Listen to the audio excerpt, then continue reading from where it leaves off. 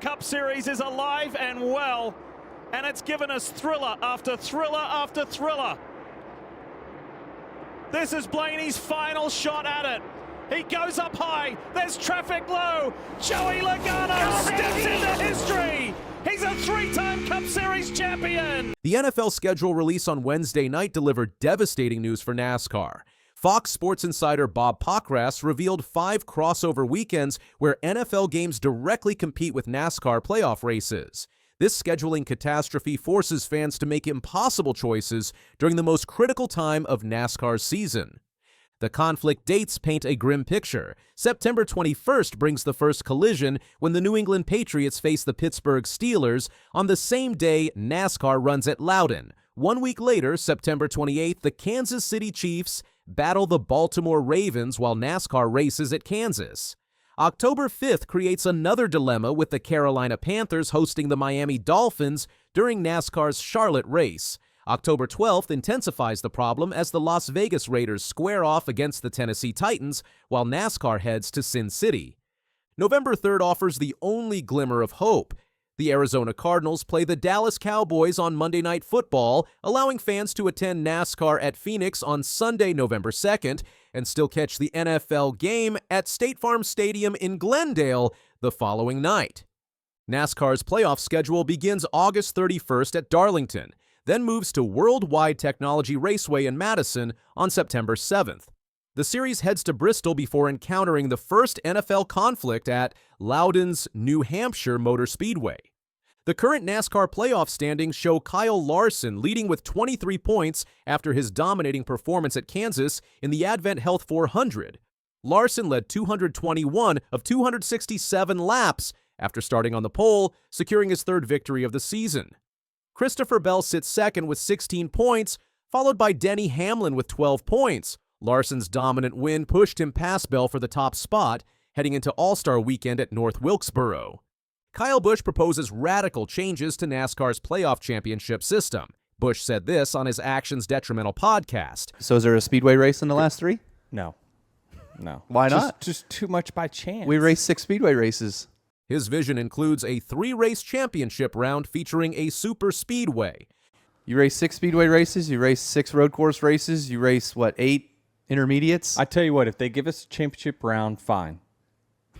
You know what I mean? Like, as long as it's not the one race thing, I think that, sure, if you're going to 3 races. Oh God, it's still 3 races. Daytona kicks it off.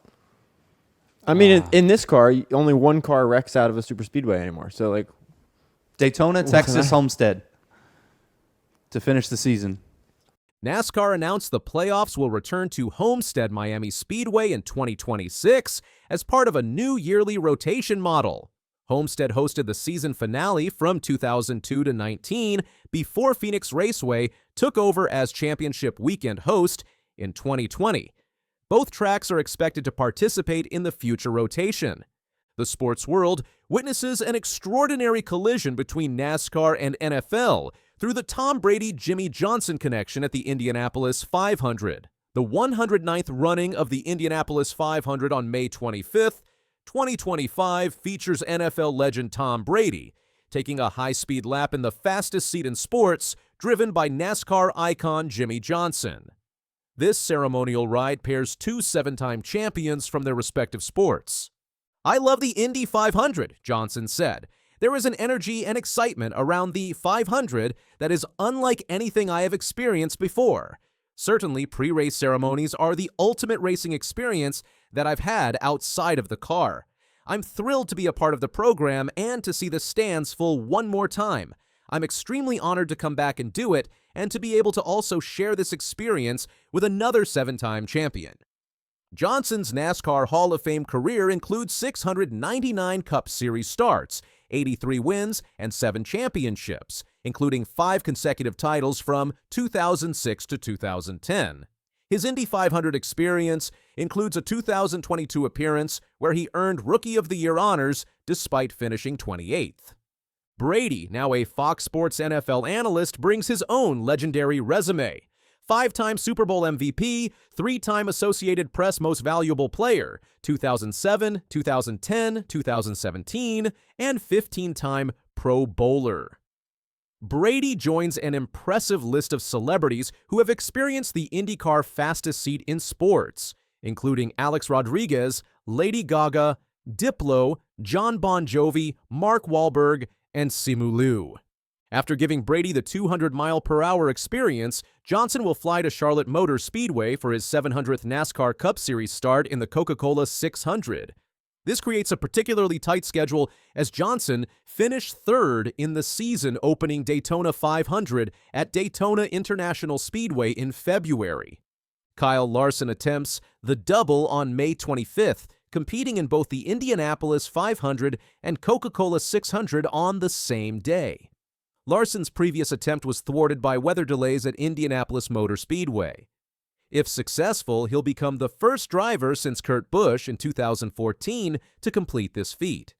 Only 4 drivers have ever accomplished the double: John Andretti, Tony Stewart, Robbie Gordon, and Kurt Busch. The 109th Indianapolis 500 will be televised on FOX with coverage beginning at 10 a.m. ET. The green flag waves at 12:45 p.m. ET. The race can also be viewed on FOX Deportes and the FOX Sports app. The event, known as the greatest spectacle in racing, draws an estimated crowd of over 300,000 annually. Joseph Newgarden won last year's race with a dramatic last lap pass. This Brady Johnson ride, dubbed the GOAT ride, represents a strategic move to elevate IndyCar's profile and capitalize on Formula One's recent popularity surge in America. Fox Sports uses this crossover as IndyCar enters its first year with Fox as broadcast partner. The connection between Brady and Johnson runs deeper than their championship counts. Johnson serves as co-owner of Legacy Motor Club, which fields 2 NASCAR Cup Series cars. Brady is an investor in Knighthead Capital Management, which holds a minority interest in Legacy Motor Club.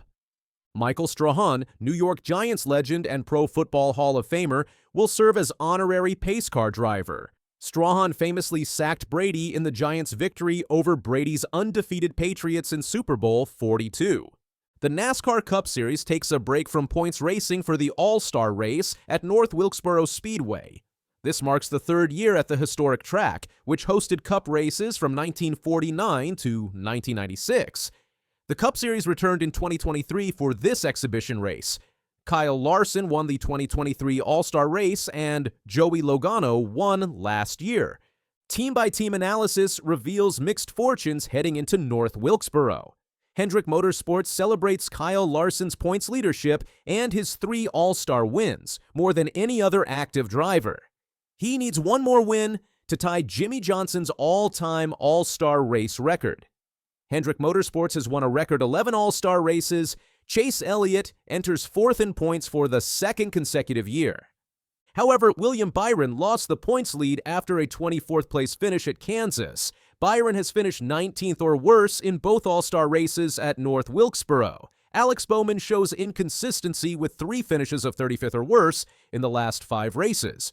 Joey Logano defends his All-Star title after leading 199 of 200 laps last year. Logano has finished in the top 10 in the last 10 All-Star races, a series record. His average finish of 6.07 in All-Star races leads all active drivers. Joe Gibbs Racing showcases Christopher Bell's consistency with 5 top 2 finishes in 12 points races this season, including 3 wins. Denny Hamlin has finished 2nd in 2 of the last 3 All-Star races. Chase Briscoe achieved a season-best 4th place 4 different times. Ty Gibbs won last year's NASCAR Open to qualify for the All-Star race but returns to the Open this year. Kyle Busch holds the record for most laps led in the All-Star race at 324, but hasn't finished better than 9th in the last 4 All-Star races. This represents JGR's championship drought, as they last won the All-Star race in 2017 with Kyle Busch. 2311 Racing celebrates Bubba Wallace's average finish of 7.25 in 4 All-Star race appearances, ranking 3rd among active drivers behind Logano and Larson, 7.0. Wallace ranks among the top 5 for the All-Star fan vote. However, Wallace finished 33rd in each of the past 2 points races, dropping from 7th to 10th in standings. Tyler Reddick failed to score a top 10 in the last 4 races. Rick Ware Racing experiences a milestone as Harrison Burton, eligible through his Daytona win, will drive the number. 51 in the All-Star race. This marks Rick Ware Racing's first All-Star race appearance. Cody Ware moves to the number 15 for the All-Star Open before returning to the number 51 after the weekend. The team struggles overall, with Ware ranking last among 36 full-time drivers in points after 12 races. Front Row Motorsports sees Noah Gragson voted into the All-Star race by fans for 2 consecutive years. Todd Gilliland has finished 16th or better in 5 of the last 6 races. Zane Smith achieved 6 top 20 finishes in the last 7 Cup races. Gragson sits 31st in points at the All-Star break.